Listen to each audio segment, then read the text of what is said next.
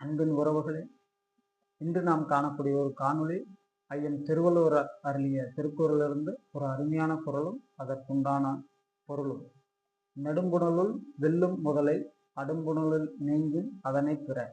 அதாவது நெடும்புணல் என்று சொன்னால் கடல் என்று அர்த்தம், அடும்புணல் என்று சொன்னால் மண் என்று அர்த்தம்.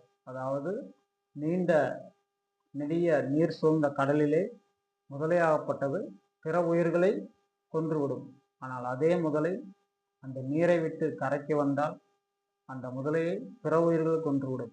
அதாவது இடநெறுதல் என்கின்ற அதிகாரத்திலே இந்த திருக்குறள் ஒரு அருமையான குறள். அதாவது நாம் எந்த ஒரு செயலையும் இடனறிந்து செய்ய வேண்டும் என்கின்ற ஒரு கண்ணோட்டத்திலே நம்முடைய வள்ளுவர் இந்த குறளை நமக்கு தந்திருக்கிறார். அதாவது நெடும்புணலுள் வெல்லும் முதலை அடும்புணலில் நீங்கும் அதனை பெற.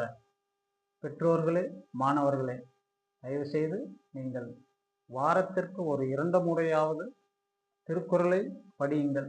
அந்த குறளுக்குண்டான விளக்கத்தையும் கற்றுத் தெளியுங்கள். ஏனென்றால் நமது வாழ்வியல் பாடம் திருக்குறள்.